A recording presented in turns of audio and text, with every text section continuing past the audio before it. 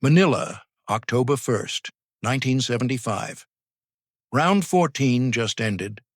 Joe Frazier sits in his corner, eyes nearly swollen shut, face bloody, but he's ahead on the scorecards. His trainer, Eddie Futch, approaches and says 5 words that will echo for the rest of Joe's life. "Sit down, son. It's over." What happens in the next 90 seconds doesn't just end the fight. It breaks the soul of a warrior who never learned how to quit.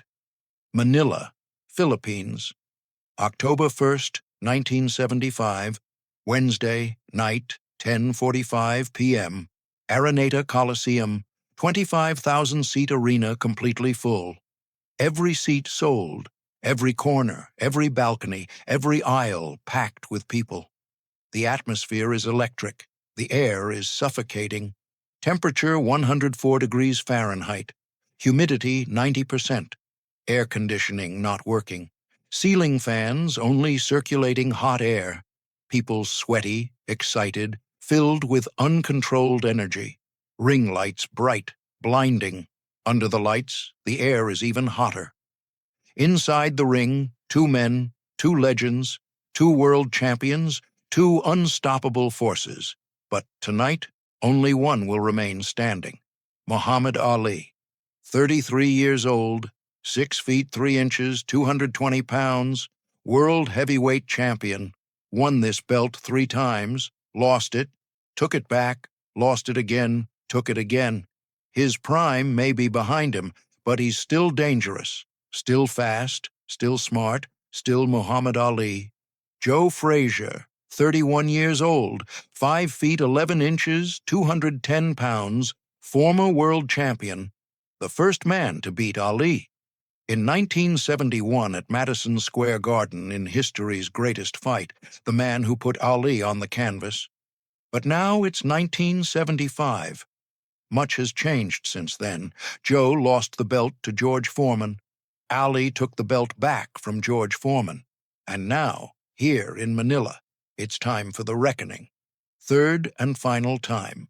First fight in 1971, Joe won, unanimous decision, put Ali down for the first time, made him taste defeat for the first time. Second fight in 1974, Ali won, judge's decision, controversial, close, but Ali won.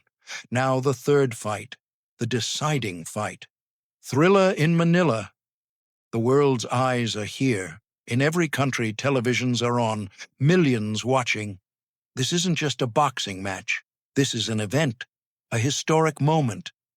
The fight has left 14 rounds behind, 42 minutes of uninterrupted war, 42 minutes of pain, blood, sweat, will. 2 men trying to kill each other. The words aren't an exaggeration. They're really trying to kill each other. Every punch carries murderous intent. Every blow shortens life. 14 rounds finished. Bell rang. Joe walks, staggering to his corner. Legs shaking but still working. Feet heavy but still moving. Reaches the corner, collapses onto the stool. Releases his weight. Trying to breathe. Just trying to breathe. Eddie Futch immediately beside him. 64 years old, legendary trainer, 40 years in this business, trained hundreds of fighters, produced world champions. But Joe is different. Joe is like his son. Joe isn't just his student, he's family. Eddie gives water. Joe drinks, but doesn't swallow. Just rinses his mouth, spits. Breathing is more important. Water can wait. Breath cannot. Eddie looks at Joe's face, and what he sees frightens him. Joe's left eye completely closed, swollen, bruised, lid split. Eye won't open, can't see with that eye, completely blind, right eye half open. But it's swollen too. Maybe 30% vision remaining, maybe less. Cuts on the face. Deep gash above the eyebrow. Lip split. Nose bleeding. Everything swollen. Joe's face no longer looks like Joe. It looks like a battlefield. But Eddie isn't just looking at the face. He's looking at the body, the chest, the stomach, the ribs. Everything red. Punch marks. Allie pounded Joe's body for 14 rounds, systematic, planned, to the liver, to the stomach, to the ribs, tried to cut off Joe's breath, and succeeded. Eddie watches Joe's breathing, irregular, choppy, shallow. Joe can't take deep breaths, because deep breathing hurts. Ribs might be broken, maybe 2, maybe 3, but worst of all are the eyes. Eddie knows this. The eyes are gone. If Joe goes one more round, he'll be fighting as a blind man, fighting without sight, only with instinct, only with memory. Eddie looks around, sees the ringside doctor. The doctor is thinking the same thing. They make eye contact. The doctor nods his head slightly. "Stop it," he mouths silently. His lips move, but no sound comes out. Eddie understands. In the center of the ring, the referee stands, waiting, ready for the 15th round, the final round, the deciding round. In the opposite corner, Ali sits. He's exhausted too, tired too. But not like Joe. Ali's eyes are open, swollen, but open. Ali can see, Ali can breathe, Ali can stand up. Eddie turns back to Joe, touches Joe's shoulder with his hand. Joe lifts his head, looks at Eddie with his one good eye. Eddie leans close, faces 8 inches apart. Eddie speaks quietly. The arena is loud, 25,000 people shouting, but Eddie speaks quietly, only for Joe to hear. "Joe," Eddie says, his voice calm, determined. "It's over, son." Joe shakes his head. "No." One word, clear, definite. "No." Eddie continues. "Joe, your eyes are gone. You can't see." "I can see." "You can't see, Joe. Your left eye is completely closed. Your right eye is half closed. If you go one more round, you'll be fighting as a blind man." "Doesn't matter." Eddie breathes, tries to be patient. "Joe, your ribs might be broken. You can't breathe properly." "I can." "You can't. I'm watching you. Every breath hurts. Every movement hurts." Joe is silent, just looks at Eddie. With his one eye. In that eye, there's something.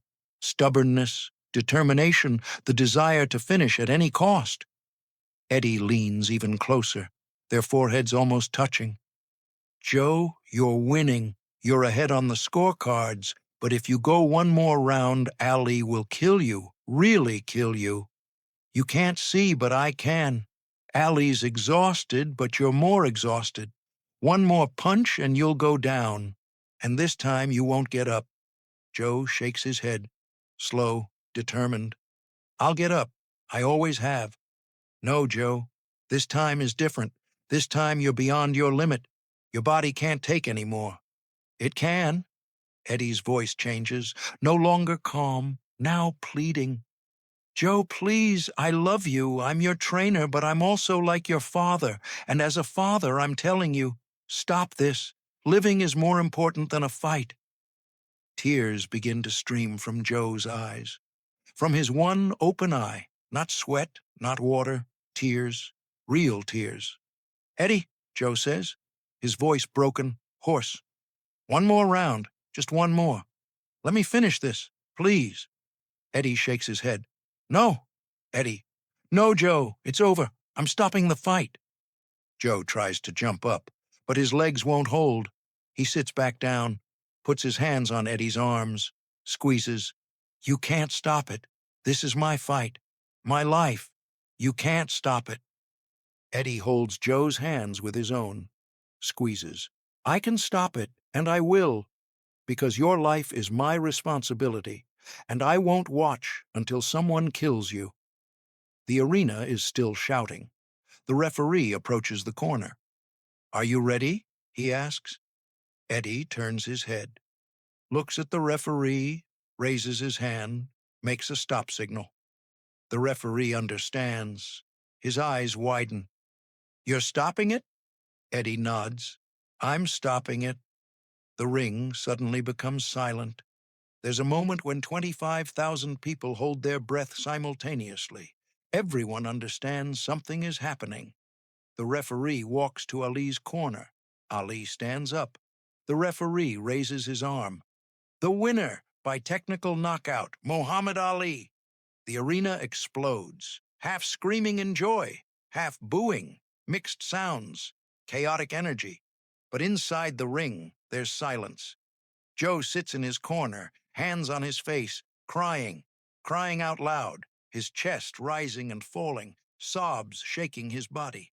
Eddie kneels beside Joe, puts his arms on Joe's shoulders. He's crying too. Two men there in the ring corner, embracing, crying. Eddie whispers, "Forgive me, Joe, but your life is more important than this victory." Joe can't answer, just cries. 30 minutes later, Joe in the locker room, lying on massage table, doctors examining, 2 ribs cracked, serious damage to left eye, swelling in right eye, 12 stitches on face, but alive. Eddie stands at the door, watching, silent. Joe doesn't speak at all, just stares at the ceiling, with his one eye, empty gaze, hollow inside.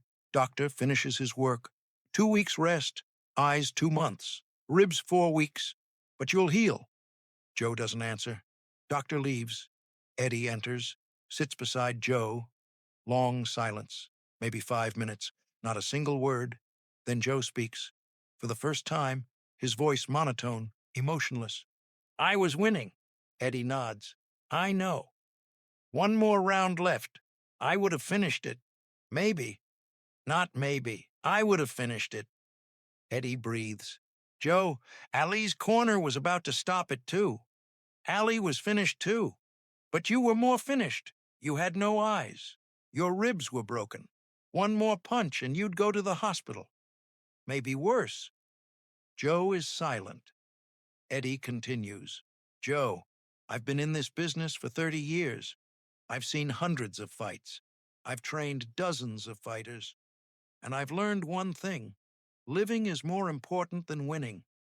You lose a fight, there'll be another fight. But if you lose your life, there's no second chance." Joe turns his head, looks at Eddie, pain in his eyes. Not physical, spiritual pain. "Eddie, you don't understand. I never learned how to quit. My father didn't teach me. Life didn't teach me. I know how to fight. I know how to stay standing. I know how to battle. But I don't know how to quit. And you taught me how to quit today. For the first time. For the first time in my 31 years of life, I quit." Eddie's eyes fill. "You didn't quit, Joe. I protected you. There's a difference." "No, Eddie. There's no difference. The result is the same. Ali won. I lost. And I lost, despite not wanting to. You took that chance from me. I saved your life. Maybe you saved my life, but you killed my soul." Eddie bows his head, crying, silently, his shoulders shaking. Joe continues, "Eddie, you're a good man, a good trainer. You love me, I know, and you did the right thing, I know. But that right thing was the wrong thing for me, because I would have chosen to die to win. You didn't give me that choice." Eddie lifts his head. "And I'll never apologize for that, because you're here now, talking to me. If I hadn't stopped it, maybe you'd be in the morgue, maybe in the hospital in a coma, maybe you'd never walk again. I couldn't take that risk." Joe is silent. Long silence. Then he says, "I can't work with you again, Eddie." Eddie freezes. "What?" "I can't work with you again. I can't trust you. I can't trust that you'll respect my decisions." "Joe." "No, Eddie. It's over. With you, it's over. Thank you for everything. But from now on, I'll work independently." Eddie stands up, walks to the door, pauses, turns back. "Joe, one day you'll understand. Maybe not tomorrow, maybe not next year, but one day you'll look at your children, your grandchildren, and you'll understand that I did the right thing today." Joe doesn't answer. Eddie leaves, closes the door, stands in the hallway, leans against the wall, cries. This was the hardest decision of his 30-year career, and he knows it was the right decision, but it still hurts. Same time, Ali's locker room, Ali lying on massage table, doctors examining. Ali's condition is bad too. Swelling on face, bruises on body, hands swollen, difficulty breathing. But Ali won. The champion is still Ali, and that makes a difference. Reporters flood in, showering questions. "Champ, how do you feel?" Ali lifts his head, tries to smile but can't. Too much pain. "I was on the threshold of death." Silence. Reporters shocked. Ali had never talked like this. A reporter asks, "What do you mean?" Ali sits up. Slow, careful. Every movement hurts. Round 14 ended. I went to my corner. I told my trainer, "Stop this. I can't go one more round. I'll die out there." "You wanted to stop?" "Yes, I wanted to stop. But my trainer said, 'Joe's in worse shape. You can last one more round.' And I lasted, but barely." Another reporter. "What do you think about Joe?" Ali's face becomes serious. "Joe Frazier was my toughest opponent. Today, tonight, in this ring, the two of us tried to kill each other, literally. And Eddie Futch saved both our lives. He stopped that fight because if there was one more round, one of us would have died. Maybe both of us. Did Eddie do the right thing?" Ali nods. "Eddie is a hero. By stopping that fight, he saved Joe's life. And maybe my life too, because I was finished too. I couldn't have gone one more round. But you won." "I won, but at what cost? My legs don't work. My hands are swollen. My vision is blurry. My speech is hard. This victory has no taste, only pain." Last question. "Would you fight Joe again?" Ali shakes his head. Definite, determined. "No, never. Twice was enough. 3 times was too much. 4 times would be suicide. Joe and I are done. This was the last fight. And I'll never go to Manila again. That city tried to kill me." 1996, New York. A television studio, sports documentary filming. Topic, Thrilla in Manila. Eddie Futch on screen. Now 85 years old, white hair, wrinkled face, but sharp mind. Interviewer asks, "Mr. Futch, have you ever regretted your decision to stop the fight in Manila?" Eddie smiles. Sad smile. "Never. That decision was the easiest decision of my life, because the choice was clear. Joe's life or a fight. Life won. It always should." "Was Joe angry with you?" "Yes, very angry. We didn't speak for a year. Then we reconciled. But it was never quite the same, our relationship. Joe forgave me, but didn't forget. And I didn't forget either, because making that decision, hurting him, hurt me too." "Would you make the same decision again?" "Absolutely, without hesitation, because today Joe is alive. He has children, he has grandchildren, he's living life. If he'd gone one more round in Manila, maybe none of that would exist." Camera cuts to Joe Frazier, 52 years old, sitting in the studio, now calmer, more mature, but still that fire in his eyes. Interviewer. "Mr. Frazier, what do you think about Eddie's decision now?" Joe thinks for a long time, then speaks. "Eddie did the right thing. I know that. I always knew that. But what he didn't understand is this. For a warrior, needing protection is worse than death. I would have chosen to die. Eddie didn't give me that option, and for that, I'm both grateful and angry with him, both at the same time." "Did you reconcile?" "Yes, we reconciled. But something broke between us that night. Trust, not respect, not love, but trust. I trusted him to respect my decisions.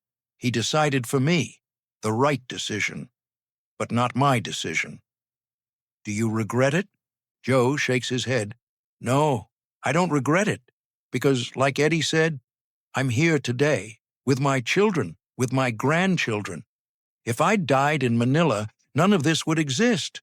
But still, sometimes I wonder, what if I'd gone one more round? What if I'd won? That what if question is always in my head. It'll stay there forever. Camera cuts to Ali. 54 years old, has Parkinson's disease, hands shaking, speech slow, but eyes still alive. Interviewer. Champ, what does Manila mean to you? Ali speaks slowly, every word an effort. Manila killed me. After that night, I was never the same, physically, mentally, spiritually. Joe and I tried to kill each other in that ring, and we almost succeeded. Eddie saved both of us. By stopping that fight, he saved both our lives. Was it your hardest fight? The hardest, the most painful, the most meaningless. Because in the end, who won? Me? No? Joe? No? Only life won. We both lost that night, our health, our youth, a piece of our souls. Final frame. Eddie, Joe, and Allie in the same frame. 3 old men, 3 legends, 1 story. Screen fades to black. Manila, 1975. 90 seconds. A trainer's decision. A warrior's tears. A champion's regret. Eddie Futch taught something that night. Winning isn't everything. Living is more important than winning. But he also broke something. A warrior's pride. A man's will. Joe Frazier learned something that night. Sometimes those who love you most hurt you the most because they protect you from yourself. Muhammad Ali learned something that night. You're not immortal. You're not invincible. And sometimes winning hurts as much as losing. 90 seconds, a lifetime of impact. Who is Eddie Futch in your life? Who protected you from yourself? Who did you an unwanted favor? And did you forgive them? Or are you still living with that what if question? Because sometimes the hardest decision is the right decision. Sometimes the most painful action is the most loving action. Sometimes quitting is the greatest victory. Eddie Futch knew this. In 90 seconds, he saved Joe's life. And in 90 seconds, he broke Joe's soul. Both are true. Both are painful. Both are necessary. Manila was more than a fight. It was a place where 2 men discovered their limits, and where a trainer showed how deep his love was. 90 seconds, 5 words. Sit down, son, it's over. Those 5 words echoed for the rest of Joe's life, sometimes like a blessing, sometimes like a curse, but always as an expression of love.